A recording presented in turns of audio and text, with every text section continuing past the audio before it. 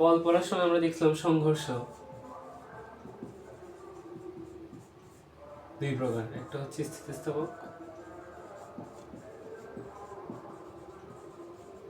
আর একটা হচ্ছে অস্থিতিস্থাপক।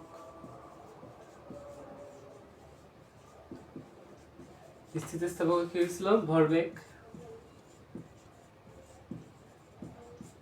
আর হচ্ছে গতিশক্তি। ভরবেগ আর গতিশক্তি কি দুটোটাই সংরক্ষিত হয়েছিল। কিন্তু অস্থিতিস্থাপক কি হয়েছিল? ভরবেগ সংরক্ষিত হলো, গতিশক্তি কি হয়েছে? সংরক্ষিত হয়নি, এটা অসংরক্ষিত। সংরক্ষিত অসংরক্ষিত হওয়া কি? যে সংঘর্ষের পূর্বে যদি m1 u1 plus m2 u2 হয়, তাহলে m1 v1 এটা সংঘর্ষের পরে m2 v2 সমান হবে। আর অসংরক্ষিত কি? m1 u1 আর plus m2 u2 m1 v1 plus m2 v2 সমান হবে না। তাহলে এটা কি? সংরক্ষিত আর অসংরক্ষিত। তো এখন আমরা দেখবো হচ্ছে একমাত্রিক স্থিতিস্থাপক সংঘর্ষ। আর স্থিতিস্থাপকটা জিনিসটা তো বুঝছি আমরা, যে ভরবেগ আর গতিশক্তি দুটোটাই সংরক্ষিত হবে। কারণ এখানে যদি ভরবেগ সংরক্ষণশীল হয়, ব্যাপারটা কি? ভরবেগ সংরক্ষণশীল। তাহলে যখন ভরবেগ সংরক্ষণশীল হয় তখন আমরা দেখি m1 u1 plus m2 u2 equals to m1 v1 plus m2 v2। তাহলে এখান থেকে আমরা কি করতে পারি? m1 আর এখানে m1 এটা দুটোটা এক পাশে নিয়ে আসতে পারি। m1 তো এক পাশে এনে আমরা যদি কমনটা নিয়ে ফেলি তাহলে u1 মাইনাস v1, আর m2 টা ওই পাশে পাঠিয়ে যদি কমন নিই v2 মাইনাস u2। এখন এখানে আমরা এটাকে হচ্ছে 1 নম্বর সমীকরণ লিখি। এই পুরো ব্যাপারটাকে আমরা 1 নম্বর সমীকরণ দিয়ে ডিনোট করলাম। এরপর আমরা যদি গতিশক্তি, কারণ এটা হচ্ছে স্থিতিস্থাপক, তাহলে গতিশক্তিও সংরক্ষণশীল হবে।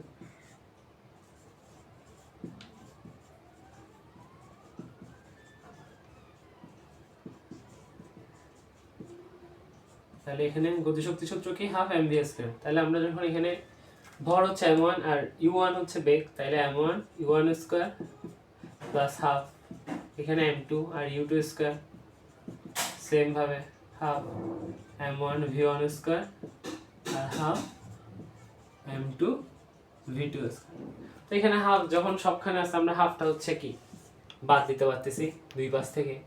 তারপর সেম ভাবে এই এক পাশে নিয়ে আসি m1 টা, এক পাশে এনে কমন নিয়ে ফেলি u1 square minus v1 square, আর এখানে m2 এই v2 স্কয়ার মাইনাস এখান থেকে যাবে u2 স্কয়ার। তো আমরা এটাকে হচ্ছে কি a square minus b square সূত্র বলতেছে না এই দুটোটা, মানে এটা স্কয়ার মাইনাস বি স্কয়ার সূত্র আর এটা স্কয়ার মাইনাস বি স্কয়ার সূত্র। তাহলে এটাকে কি লিখতে পারি আমরা? a plus b into a minus b।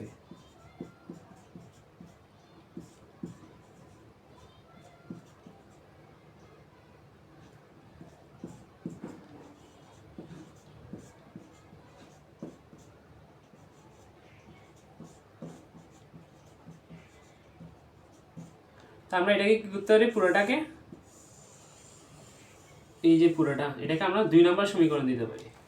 তাহলে এটা 1 নম্বর সমীকরণ আর এটা হচ্ছে কি 2 নম্বর সমীকরণ।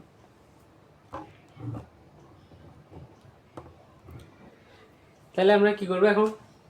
এই যে 2 নম্বর সমীকরণ এটাকে হচ্ছে আমরা 1 নম্বর দিয়ে ভাগ করে দিব। তাহলে এগুলো যদি মুছে ফেলি, কারণ এগুলো তো লাগতেছে না আমাদের।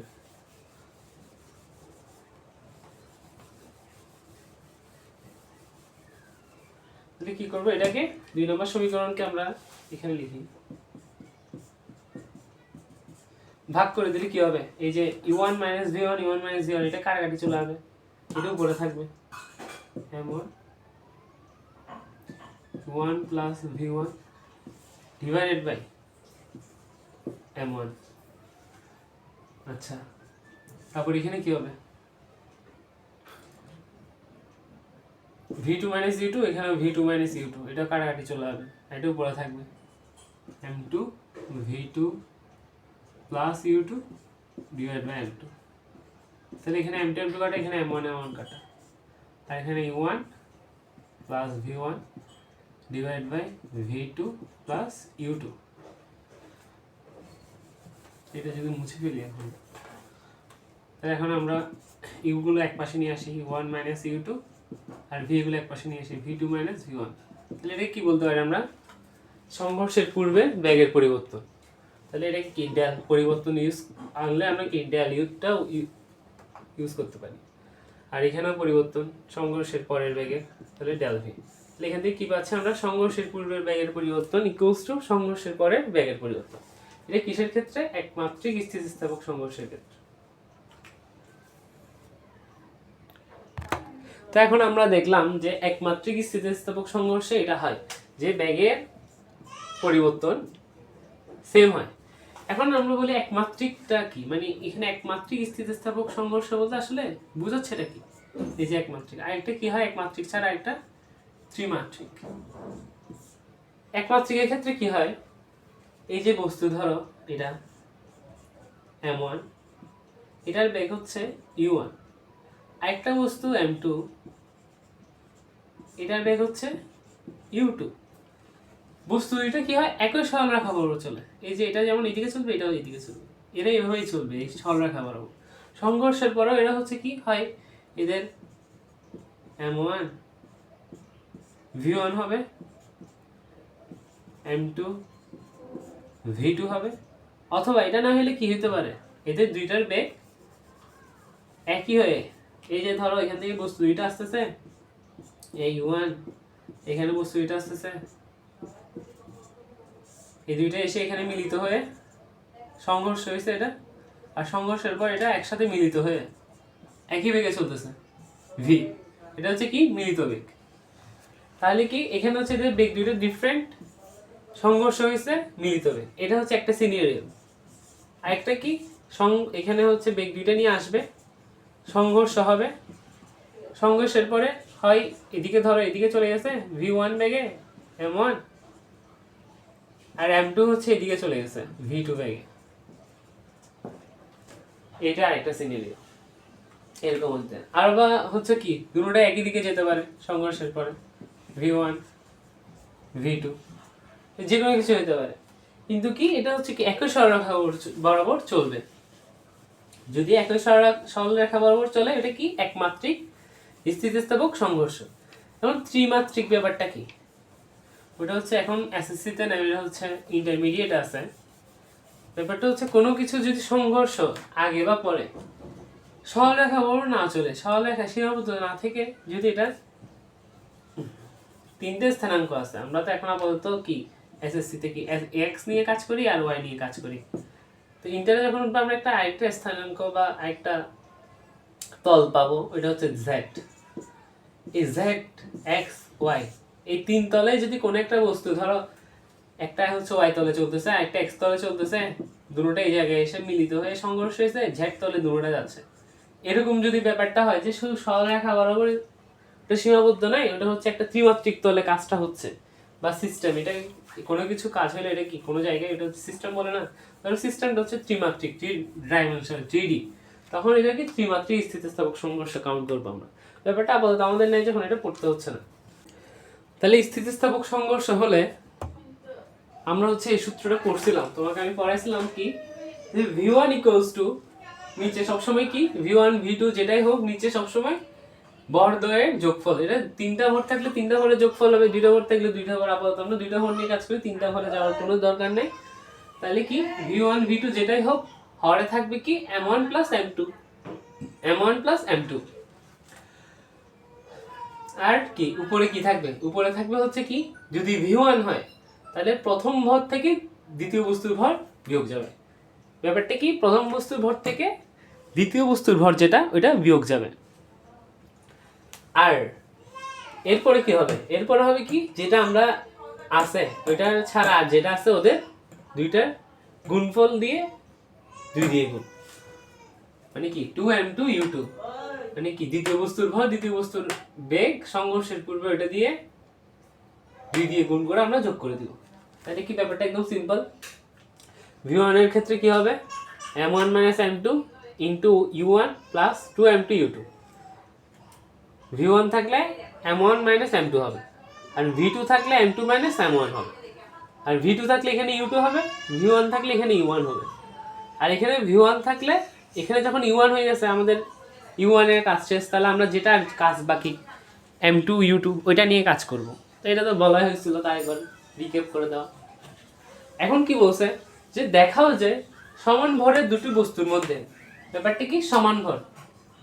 এখানে মেইন ইম্পর্টেন্ট জিনিসটা কি সমান ভর, মানে কি m1 = m2 = আমরা কি ধরে নিব m, মানে দুটোটার ভর হচ্ছে সমান। দুটি বস্তুর মধ্যে স্থিতিস্থাপক, আরেকটা কি স্থিতিস্থাপক, তাহলে কি গতিশক্তি আর ভরবেগ দুইটা সংরক্ষিত হলে তারা বেগ বিনিময় করে। বিনিময় জিনিসটা কি আমরা কি জানি, মানে কি তুমি একজনকে কিছু দিছো তোমার ফ্রেন্ডকে, তোমার ফ্রেন্ডও তোমাকে কিছু দিছে, তাহলে কি তোমরা বিনিময় করছো না? তোমার ফ্রেন্ডের জিনিস এখন তোমার জিনিস তোমার ফ্রেন্ডের কাছে, তোমার ফ্রেন্ডের জিনিস তোমার কাছে, তাহলে এখানে বেগ বিনিময় জিনিসটা কি? এখানে বেগ বিনিময় হচ্ছে প্রথম বস্তুর যে সংঘর্ষের পূর্বের বেগ u1 আর হচ্ছে দ্বিতীয় বস্তুর যে সংঘর্ষের পূর্বের বেগ u2। তাহলে প্রথম বস্তুর সংঘর্ষের পরের বেগ হয়ে যাবে কি u2। মানে ব্যাপারটা কি হবে, প্রথম বস্তুর সংঘর্ষের পরের বেগ ধরো v1, তাহলে সংঘর্ষের পূর্বে ওর বেগ কি হবে u2 এর সমান হবে। তাহলে প্রথম বস্তুর সংঘর্ষের পরের বেগ v1 হলে সংঘর্ষের পূর্বের বেগ যে দ্বিতীয় বস্তুর বেগ u2 ওইটা সমান হবে, আর v2 হবে u1 এর সমান। তাহলে এটা কি করছে, প্রথম বস্তুর আদিবেগ, যেটা এখানে আদিবেগ যদি ধরে নিই আমরা ব্যাপারটাকে, তাহলে আদিবেগটা হয়ে যাবে দ্বিতীয় বস্তুর শেষ বেগ, আর দ্বিতীয় বস্তুর আদিবেগ যেটা হয়ে যাবে এটা প্রথম বস্তুর শেষ বেগ। মানে v1 = u2 আর v2 = u1। এই ব্যাপারটা ঘটবে। এখন এটা কিভাবে ঘটবে এটা দেখি আমরা। ওইটা আসবে এই সূত্রটা থেকে। এখন আমরা যদি v1 নিয়ে কাউন্ট করি, ধরো প্রথম বস্তুটা বের করতেছি, তাহলে সমান ভর যখন বসে তাহলে আমরা একেবারে মানটা বসাই দিই m1 = m, এখানে লিখছি m1 m2 m, তাহলে m1 = m, m2 = m, তাহলে m - m, তাহলে u1, আর এখানে কি 2m2 2m2 এর জায়গায় কি বসবে m u2, আর এখানে দুটোটা m, তাহলে m + m। এটা কি হয়ে যাবে, এটা 0 হয়ে যাবে না, m - m 0, তাহলে কি থাকবে শুধু 2m u2, আর এখানে কি 2m, তাহলে 2m 2m কাটা কি হয়ে যাচ্ছে u2, তাহলে কি হচ্ছে v1 = u2। তাহলে এটা দেখে হচ্ছে আমরা। আরেকটা কিভাবে আসে, এটা কি এই সূত্রটা থেকে v2 এখান থেকে বের করে না, তাহলে v2 same m - m u2 2m u1, এখানে কি m + m, তাহলে সেম ভাবে এটা 0 হয়ে যাবে, এখানে থাকবে 2m u1, এখানে 2m, এটা কাটা চলে যাবে, থাকবে লাস্টে u1।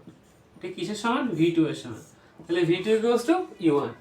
তাহলে এটা কি করছে, যে প্রথম বস্তুর শেষ বেগ দ্বিতীয় বস্তুর আদিবেগের সমান, আর দ্বিতীয় বস্তুর শেষ বেগ প্রথম বস্তুর আদিবেগের সমান, তাহলে এটা কি করছে, বেগ বিনিময় করছে। এই ব্যাপারটা এখানে হচ্ছে কি দেখাইতে বলছে।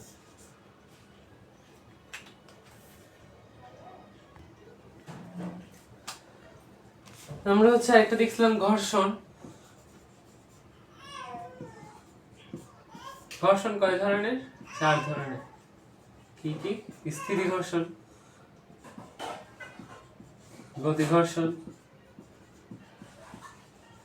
আবর্ত ঘর্ষণ, প্রবাহী ঘর্ষণ। এখানে আবর্ত ঘর্ষণটা স্পেশাল, কারণ এটা হচ্ছে সবচেয়ে কম, আর এটা হচ্ছে কি গড়িয়ে চললে হয়, যেমন চাকা কি হয় গড়িয়ে চলে, তাই এখানে চাকায় যে ঘর্ষণটা হচ্ছে কি আবর্ত ঘর্ষণ।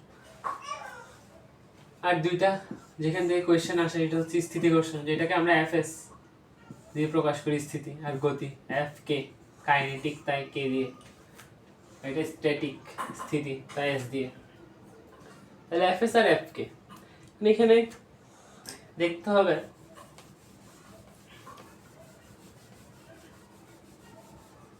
স্থিতি ব্যাপারটা কি, স্থিতি ঘর্ষণ ব্যাপারটা।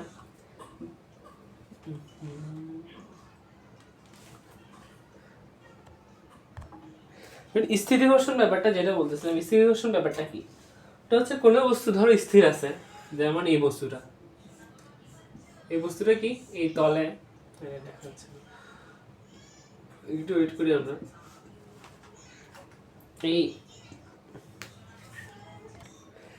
স্থিতি ঘর্ষণ ব্যাপারটা কি, স্থিতি ঘর্ষণ হলো কোনো বস্তু স্থির থাকলে ওইটার তলে যে ঘর্ষণটা কাজ করে, এই তলে ওর যে ঘর্ষণটা কাজ করবে ওইটা হচ্ছে স্থির ঘর্ষণ।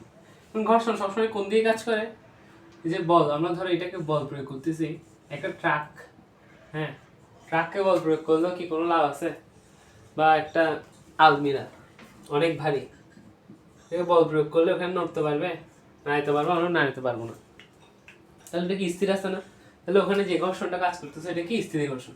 তাহলে আর বল প্রয়োগ করতেছে কোন দিকে, এফ, এফ হচ্ছে এদিকে, আর ঘর্ষণ বল কাজ করবে কোন দিকে, ওইটা কি এদিকে করবে নাকি এদিকে করবে। তাহলে এখানে মনে রাখবো অলওয়েজ ঘর্ষণ কি, বল আমরা যেদিকে প্রয়োগ করব এর বিপরীত দিকে কাজ করবে। ঘর্ষণ কি, আমরা বল যেদিকে প্রয়োগ করব ওইটার বিপরীত দিকে ঘর্ষণটা কাজ করবে। তাহলে এখানে যে ঘর্ষণ কাজ করতেছে এটা কি এফএস, কারণ কি এটা স্থির আছে, স্থির থাকায় কোন ঘর্ষণ কাজ করতেছে, এটা স্থিতি ঘর্ষণ। তাহলে এখানে আমরা যদি এটাকে কল্পনা করি, এটা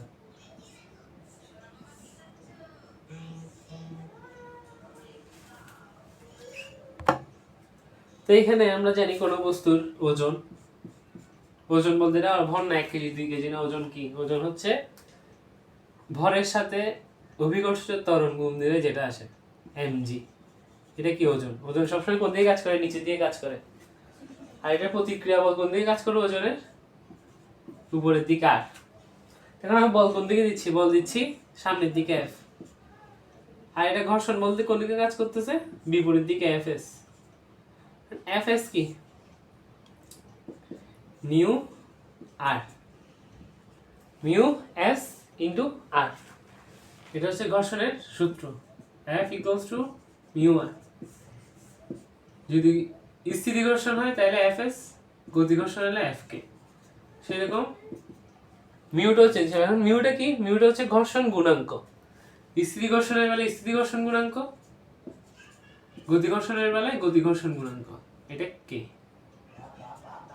তাহলে এখানে এফএস মিউ এস আর, মিউ এস এমজি,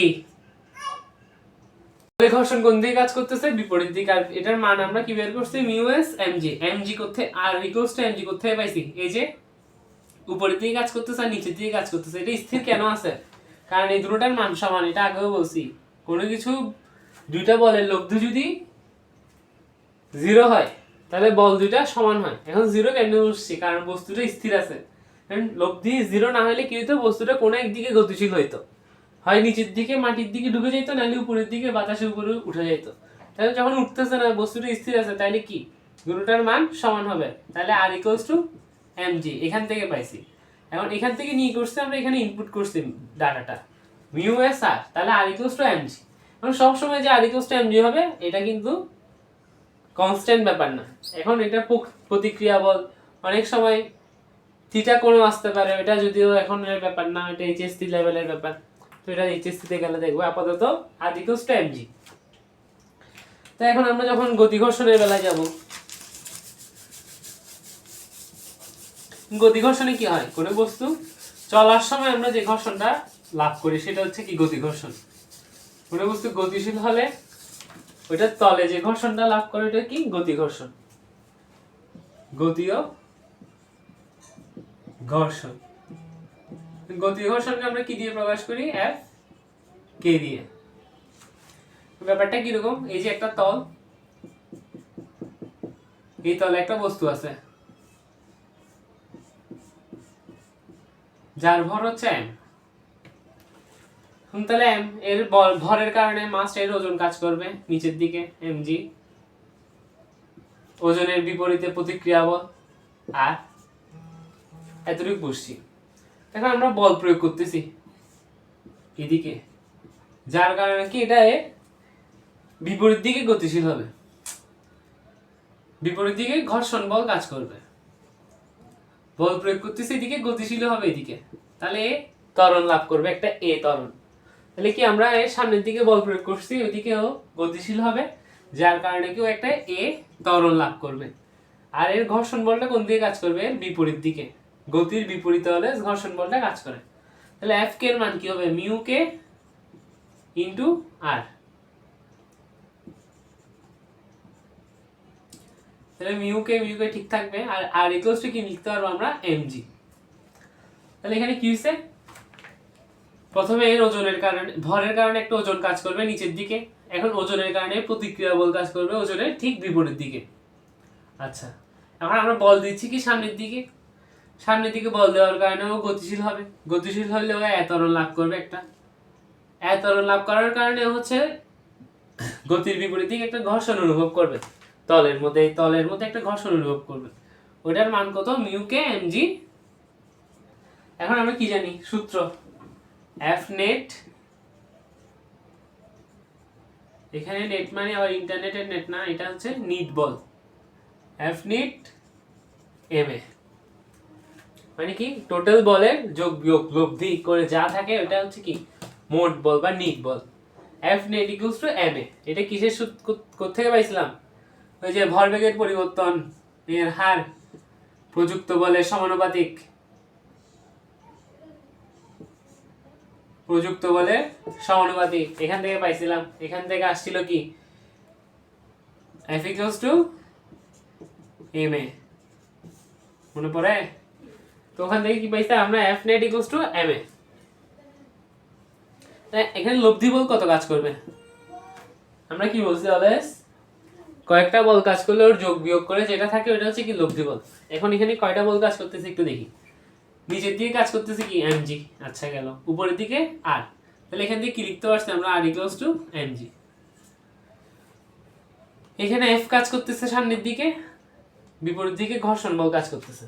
তাহলে কি ধরো জিনিস একটা উঁচু নিচু, এখানে খাঁজ কাটা, এদিকে নিতে যাচ্ছে তুমি একটা কোনো বস্তুকে টেনে 10 নিউটন বলে, 5 নিউটন বলে পিছনের দিকে ধরে রাখছে, এদিকে 2 মিটার ত্বরণ লাভ করছে, অনেক দূর টেনে নিছে আর কি ত্বরণে। তাহলে আসলে এর উপরে কত বল কাজ করবে, এদিকে 10 বিপরীত দিকে 5, তাহলে টোটাল এদিকে কত কাজ করবে 5। কেমনে বুঝছি, এই যে 10 - 5, তাহলে 5 নিউটন, আর যেদিকে বল বেশি সেদিকে কাজ করবে লব্ধি বলটা, এখান থেকে কি 5 বুঝছি। তাহলে ব্যাপারটা এখানেও সেম, এখানেও কি করবো আমরা, বিয়োগ করে দিব। তাহলে কি বিয়োগ করব, এই যে বল যেদিকে ক্রিয়াশীল সেদিক থেকে এই যে এফ মাইনাস এফ কে, বিপরীত দিকের বল ইকুয়ালস টু এম এ। এখানে এফ এর মান তো জানি না, কিন্তু এফ কে আমরা একটা ডিরাইভ করছি value, mu K M G equals to M A. তো এখান থেকে আমরা এর মানটা যদি বের করতে চাই কি হবে, এম দিয়ে এটাকে ভাগ করে দিব, F minus mu K M g, তাহলে আমরা ত্বরণটা পেয়ে যাব। তাহলে কি বুঝছে এখানে মেইনলি এখানে বোঝাচ্ছিল কি, আমরা যখন এফ নিটটা হিসাব করব তখন আমরা লব্ধি বলটা হিসাব করব, যোগ বিয়োগ করে যেটা থাকে সেটা হিসাব করব। এই বলটা হিসাব করলে হবে না, কারণ এটা কি, এটা আমাদের টোটালটা প্রযুক্ত হচ্ছে না। কারণ কি, আমরা জিনিসটাকে যে বলটা দিচ্ছি, যে 10 নিউটন বল দিচ্ছি, এই 10 নিউটন বল আমরা টেনে নিতে পারতেছি না। কারণ কি, আমাদের পিছনের দিকে 5 নিউটন বল ঘর্ষণ বল কাজ করতেছে, অর্থাৎ এখানে যে আমরা 10 নিউটন দিচ্ছি এখান থেকে 5 নিউটন হচ্ছে কি অপচয় হয়ে যাচ্ছে ঘর্ষণের কারণে। তাহলে টোটাল এদিকে কাজ করবে কত, 5 নিউটন। তাহলে আমাদের এই টোটাল লব্ধি বল, লব্ধি মানে কি এফ নিট, এটা নিয়ে কাজ করতে হবে। এটা বলছি কারণ কিছু ম্যাথ আসবে পুলি আর কপিকল থেকে, পুলি আর কপিকল, এটা একটা টপিক আছে অনেক ইন্টারেস্টিং আর মজার। এই যে এখন যেটা বলছি ঘর্ষণের, ওইটা একটু বুঝলেই এই ব্যাপারটা একদম ইজি। এই যে কোন দিকে বল কাজ করবে, কোন দিকে কি, কোন দিকে গতিশীল হবে। তাহলে পুলি কপিকল কি, এই যে আগের দিনের দিনে কুয়া ছিল, কুয়া থেকে কি কেউ ডুব মারবে, লাফ মারবে, এইখানে আসছে, হ্যাঁ, তারপর বালতি নিয়ে কি পানি তুলবে? এটা তো হয় না। তাহলে ও কিভাবে পানি তুলতে আগেকার দিনে মানুষ? এত গভীর কুয়া থেকে, কুয়াগুলো তার এখানে এত ছোট করে রাখতেছে এরকম না, অনেক লম্বা লম্বা। তাহলে ওরা কি করতো, এখানে একটা সিস্টেম বানাইতো, এদিকে একটা দিত রশি দিয়ে বালতি, এদিক থেকে একজন হচ্ছে টানতো,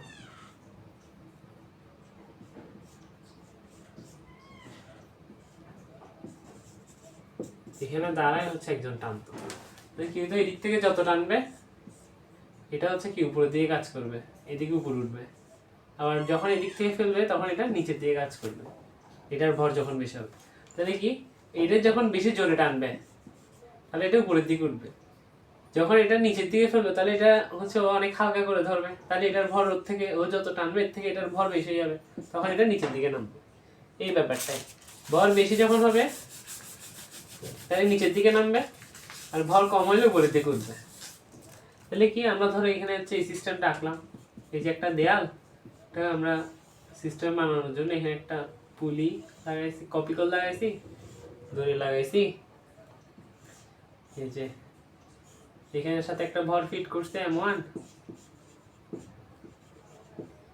এখানের সাথে একটা ভর ফিট করছি M2। তাহলে কি, সিস্টেম বানাইছি, এখানে একটা M1 ভর ফিট করছি, এখানে একটা M2 ভর ফিট করছি। এখন দেখি বলতো এখানে কোনটা বড় ছোট, কোনটার ভর বেশি কম। তাহলে কি, এখানে এটা নিচে নেমে যাচ্ছে, দেখো এটা নিচে নেমে যাচ্ছে না, এটা কি উপরে উঠতেছে। এখানে দড়িটা কি একটাই দড়ি না, এই যে দড়িটা এদিক থেকে ঘুরে এদিকে আসছে, তাহলে এটা যতটুকু নামবে এটা ততটুকু উঠবে না। মানে এটা 1 সেকেন্ডে, ধরো এটা এখানে ছিল 1 সেকেন্ড, এটা এত দূরত্ব অতিক্রম করছে এখান থেকে এখানে আসছে, তাহলে এটা 1 সেকেন্ডে এখান থেকে এখানে উপরে উঠবে না, সেম দূরত্ব অতিক্রম করবে না, কারণ কি দড়ি তো সেম, এদিক থেকে যত নামবে এদিক থেকে তত উঠবে, একই জিনিসে তো উঠবে। তাহলে কি, 1 সেকেন্ডে যদি সেম দূরত্ব অতিক্রম করে তাহলে কি এদের ত্বরণও সেম হবে না, বেগও সেম হবে, ত্বরণও সেম হবে। তাহলে কি, এটা এ ত্বরণের নিচে নামলে এটা এ ত্বরণের উপর উঠবে। আর এখানে কি M1 বড় M2, যার কারণে কি হচ্ছে M1 টা নিচে নেমে যাচ্ছে আর M2 টা উপরে উঠতেছে। আচ্ছা, এই জিনিসটা তো বুঝছি যে এটা সেম ত্বরণের। কেন এটা সেম ত্বরণের, কারণ কি এটা দড়ি সেম, তাই। তাহলে এখানে হচ্ছে নিচে নামতেছে উপরে উঠতেছে, ব্যাপারটা বুঝছি। এখন কি, দড়ি কোনো কিছু টেনে ধরছো, তাহলে একটা টান বল কাজ করবে, একটা বাজারে থলি নিলে দড়ি ধরলে ওখানে একটা টান কাজ করে না, তাহলে এখানে টি কাজ করতেছে, একটা টান বল, এটা কি টান বল টি। সেম এখানে একটা টান বল কাজ করবে, তো এটা কি, এটা সমান হবে নাকি ডিফারেন্ট হবে? অলওয়েজ মনে রাখবো যদি দড়ি সেম হয়, তাহলে কি, দড়ি যদি লাগানো থাকে, এই যে একটাই দড়ি, দড়িটা নিয়ে আমি এটা লম্বা করে নিচ্ছি, তাহলে কি এটা পুরোটা একটা দড়ি না? একটা দড়ি হলে এটা সবসময় টান টি কাজ করবে, অলওয়েজ সেম টান কাজ করবে দুই প্রান্ত হইল। কিন্তু ধরো দড়িটা আমি হচ্ছে এখান থেকে কেটে দিছি, কেটে দিয়ে এখানে একটা পাথর বা কিছু একটা বেঁধে দিছি, এদিকে দড়ি এক প্রান্ত, এদিকে দড়ি, তখন এখানে একটা T1, এখানে একটা T2, মানে কি টানটা ডিফারেন্ট হয়ে যাবে। তাহলে দড়ি সেম হলে টান হলে সেম হবে, আর দড়ি যদি ডিফারেন্ট হয় টান হলে ডিফারেন্ট হয়ে যাবে। তাহলে কি হবে, এখানে টি কাজ করলে এখানেও কি কাজ করবে, টি বলই কাজ করবে। আর এখানে যেটা অলওয়েজ সেম জিনিস, ভরের কারণে ওজন কাজ করবে, এখানেও কি ভরের কারণে একটা ওজন কাজ করবে। তাহলে আমরা M1 কে যদি কাজ করি, M1 দিয়ে যদি কাজ করি, তাহলে M1 আমরা কি দেখতেছি, জিনিসটা নিচে নামতেছে, তাহলে কি নিচের দিকে গতিশীল না? ওই যে এখন ওই গতি ঘর্ষণের যে ব্যাপারটা দেখছে, ওইটার সাথে কল্পনা করলে কি, ওইটা হচ্ছে এদিকে গতিশীল ছিল, ব্যাপারটা কি ছিল, এদিকে গতিশীল ছিল আর এদিকে ঘর্ষণ কাজ করতেছিল। সেম এই জিনিসটা যদি আমরা এখানে বসাই, তাহলে কি এদিকে M1G কাজ করতেছে, এটা বিপরীত দিকে কি কাজ করতেছে, টি না? এই দেখো এটার বিপরীত দিকে কি টি কাজ করতেছে না? আর এটা গতিশীল কোন দিকে, এইদিকে না? তাহলে এটা বড় হলো, বুঝতেছি ব্যাপারটা, এটা যদি বড় না হতো তাহলে এটা এদিকে গতিশীল হইতো, পিছন দিকে গতিশীল হতো। এটা বড় হওয়ার কারণে কি, এটা সামনের দিকে গতিশীল। তাহলে আমরা কি লিখতে পারি, M1G মাইনাস টি, এই যে নিট বলটা নিচ্ছি, এখানে এফ নেট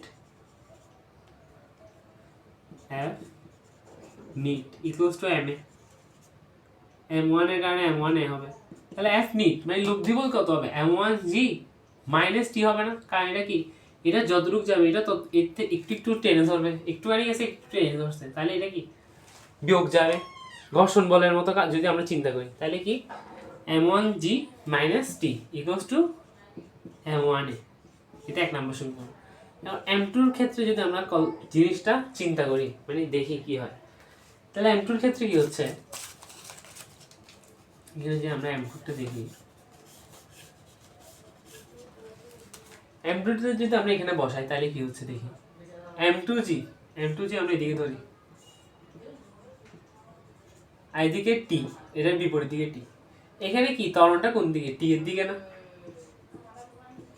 তাহলে ত্বরণটা কোন দিকে, t এর দিকে, এখন t এর দিকে কেন হয়েছে, কারণ কি t বড় দেখেই তো এদিকে গতিশীল হয়েছে, আর এদিকে গতিশীল হওয়ার কারণে কি হচ্ছে, ত্বরণটা কাজ করতেছে, কোনো বস্তু যদি গতিশীল না হয় তাহলে কি ত্বরণ হবে, কখনোই হবে না, তাহলে এটা কি গতিশীল হওয়ার কারণে এটা এদিকে ত্বরণ কাজ করতেছে, তাহলে টিটা বড়, তাহলে আমরা কি লিখতে পারি, এটা যখন আমরা লব্ধি বল হিসাব করব টি মাইনাস এর বিপরীতে যা আছে সবগুলো বিয়োগ টি মাইনাস এম টু জি, আর কিছু আছে আর কিছু নেই, যদি এখানে একটা বল কোনো বল থাকতো কেউ ধরে আছে, তুমি ধরে আছো, তাহলে তোমাকেও বিয়োগ দিয়ে দিতাম, কারণ কি ব্যাপারটা হচ্ছে এদিকে গতিশীল m2g আর এটা কি m2a, আমরা এটা যদি যোগ করে দিই, যোগ করলে এই এখানে দেখো এখানে প্লাস এখানে মাইনাস, তাহলে এটা কাটা, তাহলে m1g minus m2g equals to m1a plus m2a, এটা লিখতে পারি না, তাহলে এখান থেকে আমরা g যদি কমন নিই m1 মাইনাস m2 a যদি কমন নিই এখানে equals to m1 plus m2, তাহলে এখান থেকে আমরা কি লিখতে পারি, এটা যদি আমরা বের করতে চাই যে এখানে কত ত্বরণ কাজ করতেছে, লব্ধি ত্বরণ কত, তোমাকে জিজ্ঞেস করছে একটা কপি কলের সিস্টেম দিয়েছে, এখানে ত্বরণটা কত, এই কপি কলের সিস্টেমে ত্বরণ কত বা লব্ধি ত্বরণ, তো এখানে যদি বের করতে চাই তাহলে a ইকুয়ালস টু এই যে m1 প্লাস m2, এটাকে আমরা নিচে পাঠিয়ে দিব, আর এখানে m1 মাইনাস m2, এখানে g, তাহলে এটা আমাদের সূত্রটা চলে আসছে, ত্বরণের সূত্র, তাহলে equals to m1 minus m2 divide by m1 plus m2 into g, এখানে একটা শর্টকাট আছে, এটা শর্টকাটটা কি, যে সূত্রটার দিকে দেখি আমরা, সূত্রটাতে আসলে কি আছে, m1g minus m2g divide by m1 plus m2, তাহলে নিচে কি যতগুলো ভর আছে সবগুলো যোগফল না, এখানে দুইটা ভর তাহলে দুইটা যোগফল, আর এখানে কি ওজন না m1g minus m2g, m1g minus m2g, তাহলে কি কি লব্ধি বল না, এই যে এটা নিচের দিকে নামতেছে এটা উপর দিকে উঠতেছে, তাহলে এটা যদি টিটা আমরা কল্পনাটা না নিই তাহলে এখানে নিচের দিকে এটা এখানে এনে যুক্ত করে দিই, এই যে নিচের দিকে m1g আর উপর দিকে যদি ধরি m2g, তাহলে m1g মাইনাস m2g, তাহলে এটা কি লব্ধি না, তাহলে এখান থেকে আমরা কি লিখতে পারি, লিখতে পারি হচ্ছে a equals to shortcut f net মানে লব্ধি divide by summation of m, summation মানে কি যতগুলো m আছে ওর যোগফল, এটা দিয়ে কি প্রকাশ করে, এটা দিয়ে প্রকাশ করে হচ্ছে যোগফল, এই m রাশি যতগুলো আছে সবগুলোর যোগফল, তাহলে কি a equals to f net মানে লব্ধি বল divide by m, summation of m মানে কি m যতগুলো আছে সবগুলোর যোগফল, তাহলে এটা মনে রাখার কোনো দরকার নেই, এটা মনে রাখা আরো কঠিন, এর থেকে এই প্রসেসটা মনে রাখলে অঙ্ক নিজে নিজে হয়ে যাবে। আমরা কেস 1 এ দেখছিলাম যে একটা এরকম করে দুই দিকে ভর ঝুলাই দিছে একটা সিস্টেম, কিন্তু কেস 2 তে হচ্ছে একটা ভর ঝুলানো থাকবে আর একটা ভর কোন একটা জিনিসের উপরে স্থির অবস্থা থাকবে, ব্যাপারটা হচ্ছে এরকম, এটা কোথায় দেখি, ওই যে অনেক উঁচু বিল্ডিং এ যখন কোনো জিনিস তুলি মেশিন দিয়ে। তো ব্যাপারটা হচ্ছে এরকম, মেশিনটা বিল্ডিং এর উপর স্থির থাকে আর নিচের থেকে ধরো একটা রড তুলতেছে, তখন ব্যাপারটা হচ্ছে এই সিস্টেমে কাজ করে। তো এখানে ভর m2 ধরে, এটা ধরে m1, আর সবকিছু হচ্ছে আগের মতো, যে বল লব্ধি বল নিব, কোন পাশে ত্বরণ কাজ করতেছে দেখব, তারপর যোগ বিয়োগ। তো এখানে ত্বরণটা কি কাজ করবে,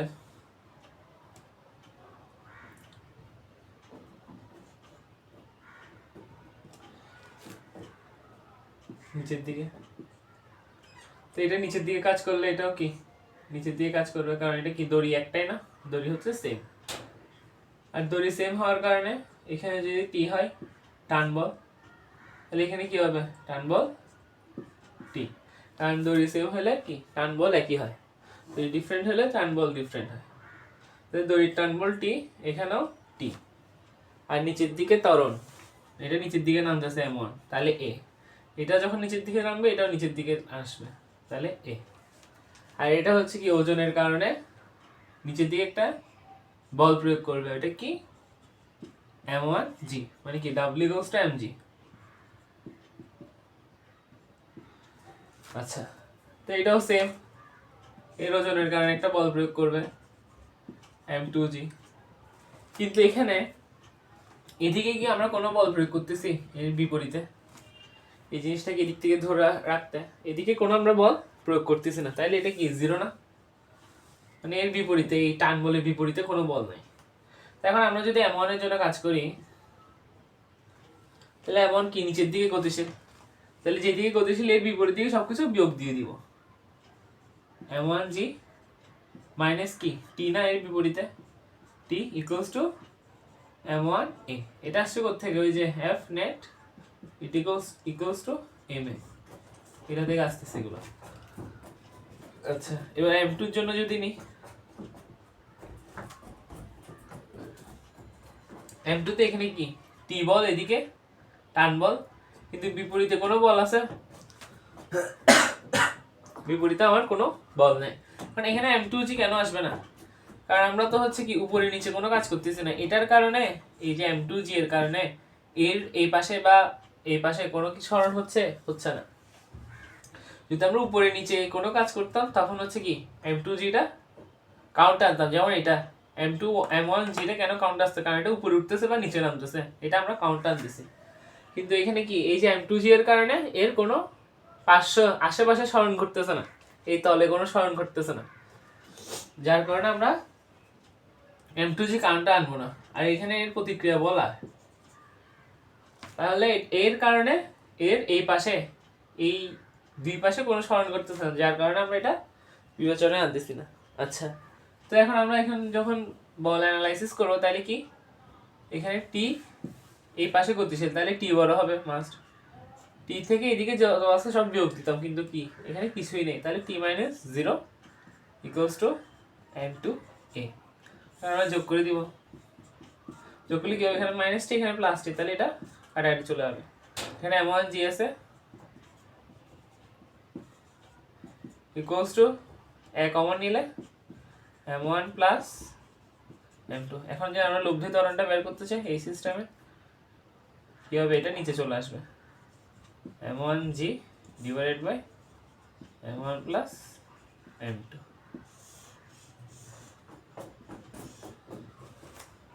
এই যে এটা হচ্ছে কি আমাদের কেস 2। এখন কেস 1 আর 2 তে আমরা কি দেখছি, দুইটা বস্তু m1 আর m2। এখন কেস 3 তে দেখবো আমরা তিনটা বস্তু নিয়ে কাজ করতেছি, দুইটা বস্তু ঝুলে থাকবে এরকম করে, দুইটা বস্তু এদিকে একটা এখানে বিল্ডিং, এদিকে ঝুলে দিয়েছে এখানে একটা বস্তু, এদিকে ঝুলে দিয়েছে এখানে একটা বস্তু, এই দুইটা দড়ি এনে আমরা এখানে আরেকটা বস্তুর সাথে কানেক্ট করে দিব, এটা আমাদের কেস 3। এখন দেখি কেস 3টা দেখি, কি দেখবো আমরা, এটা একটা ধরি টেবিল বা বিল্ডিং, এখানে একটা বস্তু আছে, এখানে একটা ফুলি অপিক্যাল সিস্টেম, এদিক থেকে দড়ি এনে এটার সাথে লাগাই দিই, এখান থেকে একটা, এখান থেকে একটা, এখান থেকে একটা বস্তু ঝুলতেছে আর এখান থেকে আরেকটা বস্তু ঝুলতেছে।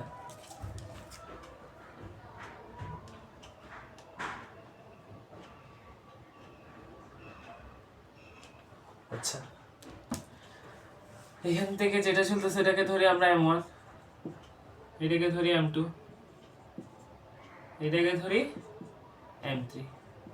এখন থেকে আমার কাজ কি, যখনই এরকম তিনটা বস্তু পাবো ওর প্রথমে ওর বলটা অ্যানালাইসিস করে ফেলবো যে কোন দিকে কি কাজ করতেছে। ধরে নিই পুরো সিস্টেমটা হচ্ছে এই পাশে গতিশীল, কোন পাশে, এই পাশে গতিশীল, তাহলে এর ত্বরণ মাস কোন দিকে কাজ করবে, নিচের দিকে, এর ত্বরণ এই সাইডে, আর এর ত্বরণ কি উপরের দিকে, যদি এটা এই পাশে গতিশীল হয়। যদি এই পাশে গতিশীল হয় তাহলে এটা নিচের দিকে কাজ করতো, এটা এই পাশে কাজ করতো, আর এটা উপরের দিকে কাজ করতো। আচ্ছা, আমরা ধরে নিই এই পাশে গতিশীল, ত্বরণটা এই পাশে কাজ করতেছে। তাহলে এখানে যখন আমরা বল অ্যানালাইসিস করব এর ওজনের কারণে, M1G উপরের দিকে T1, এখানে T1 কেন হয়েছে, কারণ দেখো এখানে দুইটা দড়ি, এই যে দড়ি এই জায়গায় হচ্ছে কি কেটে গেছে না এই বস্তুটার কারণে। তাই কি বলছি, দড়ি সেম হইলে টান সেম, আর দড়ি ডিফারেন্ট হইলে টানও ডিফারেন্ট। তাহলে এই দড়ির জন্য T1 টান অনুভব করবে আর এই দড়ির জন্য T2 টান অনুভব করবে। তাহলে এখানে আমার T1 টান, তাহলে এই দিক থেকে কি টানে, ওকে ধরে থাকবে T1, আর এদিক থেকে কোন টানে, T2, এদিক থেকে T2। তাহলে এই পাশে আমরা T1 ধরছি, এই পাশে আমরা T2 ধরছি, কারণ কি আমার দড়ি ডিফারেন্ট। আর এখানে M3G, এর ওজনের কারণে বল অনুভব করবে M3G, উপরের দিকে T2। তাই মোটামুটি আমরা হচ্ছে যা বল দরকার আমাদের সব চলে আসছে। এখানে ওজনের কারণে একটা বল আছে, কিন্তু এটা আমার কোনো পার্থক্য সৃষ্টি করবে না, কারণ কি এই বলের কারণে এই সাইডে বা এই সাইডে কোনো সরণ হচ্ছে না, উপরে নিচে হলে আমরা কাউন্টার না। আর এই ওজনের কারণে হচ্ছে একটা প্রতিক্রিয়া বল আর কাজ করবে, যেটাও আমাদের কোনো পার্থক্য সৃষ্টি করবে না। আচ্ছা, তো মোটামুটি আমার সব বল চলে আসছে। তাহলে এখন আমরা কি করব, আমরা যোগ বিয়োগ করার জন্য বলগুলো লিখবো যে কোন দিকে যাচ্ছে, F নেট নিব। তাহলে নিট বল কি, M1 এর জন্য কাজ করলে এটা নিচের দিকে গতিশীল মাস, তাহলে এটা বড়, M1G গ্রেটার দেন T1। তাই M1G বড় হইলে M1G মাইনাস এর বিপরীতে যা আছে সব বিয়োগ, T1 ইকুয়ালস টু M1A। এখন M2 এর জন্য M2 এদিকে T1, এদিকে গতিশীল, তাহলে T1 টা বড়, T1 গ্রেটার দেন T2। তাহলে T1 বড়, কারণ কি এটা এদিকে গতিশীল, এদিকে গতিশীল না হইলে, এটা যদি বড় না হইতো তাহলে এদিকে গতিশীল হইতো না, এটা এদিকে গতিশীল হইতো। আচ্ছা, বা সমান হইলে কি স্থির থাকতো। যখন এটা এই ত্বরণে এদিকে গতিশীল, এই ত্বরণে T1 এর দিকে গতিশীল, তাহলে মাস T1 টা বড়, T1 minus T2 equals to M2A। আচ্ছা, এটা গেল। এবার M3 এর জন্য যদি আমরা নিই,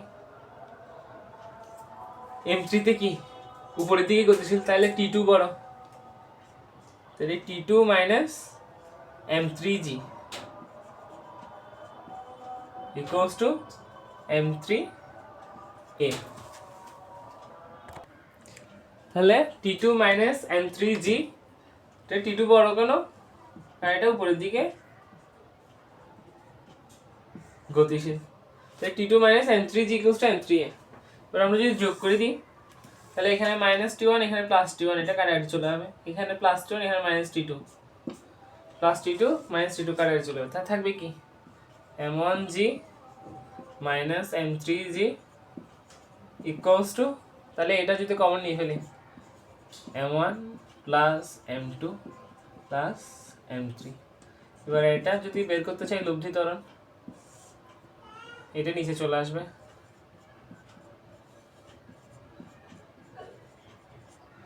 এখানে কি থাকবে, G কমন নিলে M1 মাইনাস M3। তাহলে আমরা সবখানে কি দেখতেছি যে আমাদের লব্ধি ত্বরণের মধ্যে, লব্ধি ত্বরণ যখন বের করতে চাই তাহলে নিচের দিকে থাকে সামেশন অফ M, মানে যতগুলো M আছে ওদের যোগফল, আর উপরে থাকে আমাদের লব্ধি বলের বিয়োগফল, মানে লব্ধি বলটা, দুইটা ওজনের বিয়োগফল লব্ধি বলটা থাকে। তাহলে এইভাবে বের করলে আমাদের ইজি মোটামুটি মুখস্থ করছে। তাহলে m1 minus m3 into g divided by m1 plus m2 plus m3। এই যে পরীক্ষায় আসলে মেনলি এটাই আসে। আর যদি একটু কঠিন করতে চাই তাহলে কি করে, ওখানে এই যে তলের মধ্যে একটু ঘর্ষণ অ্যাড করে দেয়, ঘর্ষণ গুণাঙ্কের মানটা দিয়ে দেয় মিউ, ঘর্ষণ গুণাঙ্ক কি যে প্রকাশ করে মিউ দিয়ে, তাহলে ঘর্ষণ গুণাঙ্কের মানটা দিয়ে দেয়। তো ঘর্ষণ গুণাঙ্ক থাকলে কি হয়, তলের বিপরীতেও একটা বল অনুভব করবে। ঘর্ষণ থাকলে তলের বিপরীতে একটা বল অনুভব করবে, কারণ ঘর্ষণ সবসময় কি করে, গতির বিপরীত দিকে কাজ করে। ঘর্ষণ সবসময় গতির বিপরীত দিকে কাজ করে। তাহলে কেস 4 এ আমরা কি করব, একটা ঘর্ষণ নিয়ে কাজ করব। ঘর্ষণ যুক্ত তলে, ঘর্ষণ যুক্ত তলে। তাহলে আমরা যদি এটা কল্পনা করি কেস 2 এর মতো, এখানে একটা বস্তু, এটা এখানে আরেকটা বস্তু, এদিকে গতিশীলে, এদিকে গতিশীলে, এখানে টান বলটি, এটা কিসের মতো, কেস 2 এর মতো। জাস্ট এখানে ডিফারেন্ট কি, এই যে তল আছে এখানে, এই তলটার মধ্যে হচ্ছে কি ঘর্ষণ আছে, তলের মধ্যে মিউ পরিমাণ ঘর্ষণ আছে। আর ঘর্ষণটা কোন দিকে কাজ করবে, সবসময় তলের বিপরীত দিকে। ঘর্ষণ কোন দিকে কাজ করে, তলের বিপরীত দিকে। এটা যখন গতিশীল, তাইলে এখানে কোন ঘর্ষণ কাজ করবে, গতীয় ঘর্ষণ। গতীয় ঘর্ষণের মান কি, মিউ কে আর। তাহলে এখানে এটা যদি m2 ধরি আমরা, এর ওজনের কারণে কি m2 জি ওজন কাজ করবে, আর উপরের দিকেও প্রতিক্রিয়া আর। তাহলে আর কি হবে, এখানে মিউ কে m2 জি, আর হচ্ছে এখানে কি m1 ধরি, এটা এর ওজন m1 জি। আচ্ছা, তাহলে মোটামুটি সব বল চলে আসছে। আমাদের কেস 2 এর সাথে এটার পার্থক্য কি, কেস 2 তে আমাদের কোনো বিপরীত দিকে, টি এর বিপরীত দিকে কোনো বল ছিল না, কিন্তু এখানে কি একটা ঘর্ষণ বল আছে, এখানে কি একটা ঘর্ষণ বল আছে, যেটার মান কি এফ কে এর সমান, আর F K equals to mu K into m2 into G. এখন যদি আমরা m1 নিয়ে কাজ করি, তাহলে এখানে কি নিচের দিকে গতিশীল m1 বড়, আর অনেকবার তো বলছি m1 g minus mt equals to m1 a। আর m2 নিয়ে কাজ করলে এদিকে টি বড়, কারণ কি এটা এই পাশে গতিশীল, আর এর টি এর বিপরীত দিকে যা আছে সব বিয়োগ। টি এর বিপরীত দিকে কি ছিল, এই যে ঘর্ষণ বলটা, এই যে ঘর্ষণ বল টি এর বিপরীতে mu K m2 G m2 a। আমরা যোগ করলে কি আসবে, টি কাটা, জি যদি কমন নিয়ে ফেলি m1 minus mu K m2 equals to, এই যদি কমন নিয়ে ফেলি m1 প্লাস m2। তাহলে এইখানে যদি বের করতে চাই তাহলে নিচে আসবে কি m1 প্লাস m2, আর এখানে m1 মাইনাস মিউ কে m2 ইন্টু জি। তাহলে এটা আমাদের কি কেস 4 এর ক্ষেত্রে লব্ধি ত্বরণ, এই সিস্টেমের লব্ধি ত্বরণ equals to m1 minus mu k into m2 into g divided by m1 plus m2। এখানেও কি নিচে ভরের যোগফল। আচ্ছা, এটা কি দেখলাম আমরা, কেস 2 এ যদি ঘর্ষণ থাকে। এখন যদি কেস 3 তে ঘর্ষণ থাকে, কেস 3 তে কি ছিল, তিনটা সিস্টেম, তিনটা বল ভর ছিল, তিনটা ভর, আর m2 ভর ছিল একটা তলের উপরে। এখন ওই তলটাতে যদি আমরা ঘর্ষণ অ্যাড করে দিই, তাহলে এটা কি হয়ে যাবে, কেস 5 হয়ে যাবে না। তাহলে কেস 5 এ কি দেখবো আমরা, কেস 3 এর মধ্যে যদি ঘর্ষণ থাকে, তাহলে কেস 3 টার চিত্রটা ছিল এরকম। এখন ইজি, কারণ একই জিনিস অনেকবার পড়ে গেছে।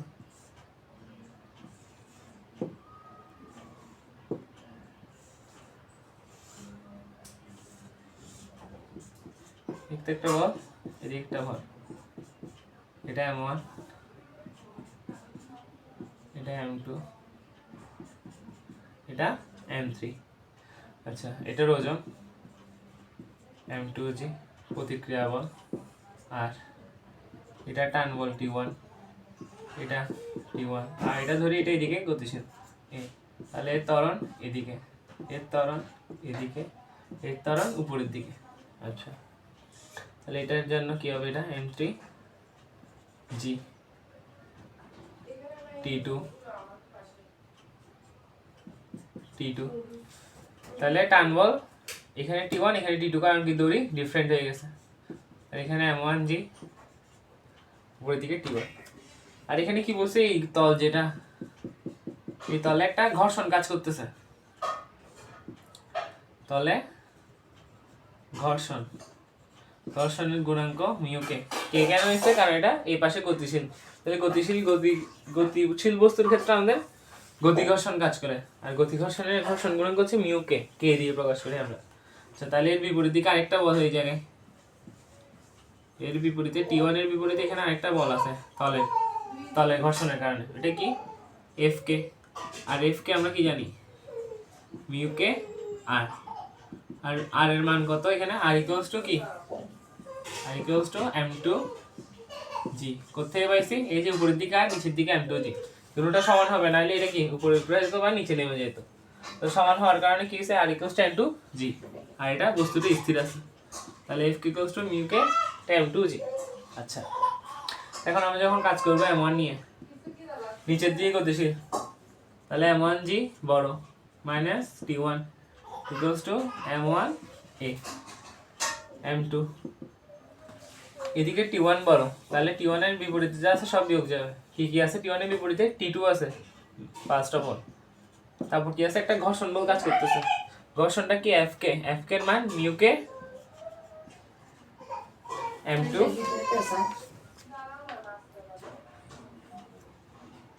মিউকে m2 g।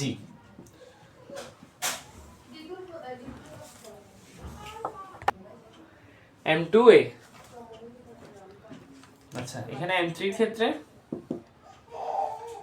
নিচের দিকে m3g উপরের দিকে T2, তাহলে T2 বড় হবে কারণ কি এটা উপরে গতিশীল, তাহলে T2 minus m3g equals to m3a, আমরা যখন যোগ করে দিব কি থাকে আমাদের,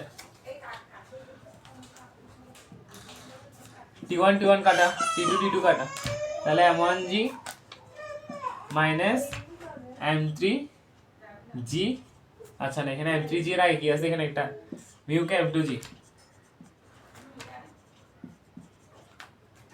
মাইনাস m3g, এখানে যদি কমন নিই তাহলে এখানে তিনটা যোগফল হয়,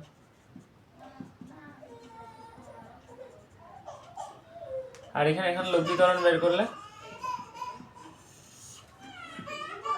m1 m2 m3, g common নিয়ে ফেলি, m1 minus মিউকে m2 minus m3,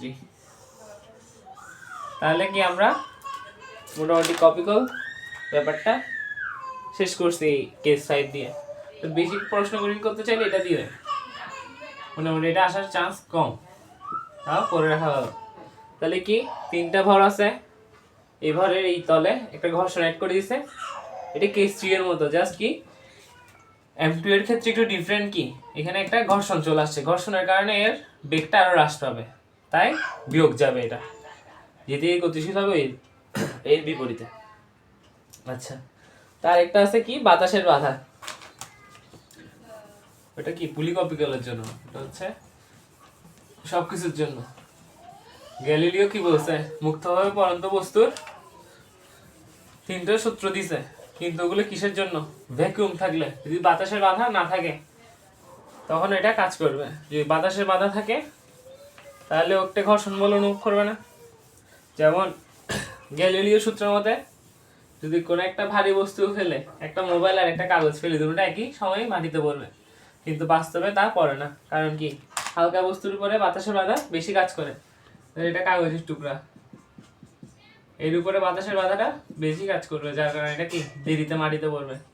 তাই T1 হইলে, এটা যদি একটা ভারী বস্তু হয় T2, তাহলে T1 কখনো বাস্তবে সমান হয় না, কারণ কি এর মধ্যে কি কাজ করে, বাতাসের বাধা কাজ করে। এখন বাতাসের বাধা না থাকলে কি হতো ওইটা দেখি। ধরে নিলাম একটা বস্তু পড়তেছে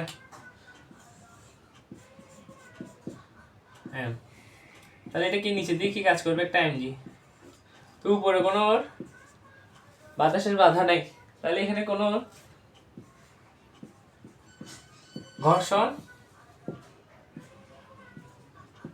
বাতাসের বাধা না থাকলে তাহলে ও কোনো ঘর্ষণ বল অনুভব করবে না উপরের দিকে। তখন কি হবে যদি আমরা বল নিয়ে কাজ করি, F net equals to ma। এখানে লব্ধি বল কোনটা, নিচের দিকে নামতেছে, ত্বরণ নিচের দিকে, তাহলে mg মাইনাস বিপরীতে যা আছে সব বিয়োগ, তাহলে 0, বিপরীতে কারণ কিছুই নেই, তাহলে ma, তাহলে ইকুয়ালস টু g। তাহলে কি মুক্ত হবে পরন্ত বস্তুর, যদি বাতাসের বাধা না থাকে তাহলে এটা অভিকর্ষজ ত্বরণের সমান হবে, যে ত্বরণটা ওইটা অভিকর্ষজ ত্বরণের সমান হবে।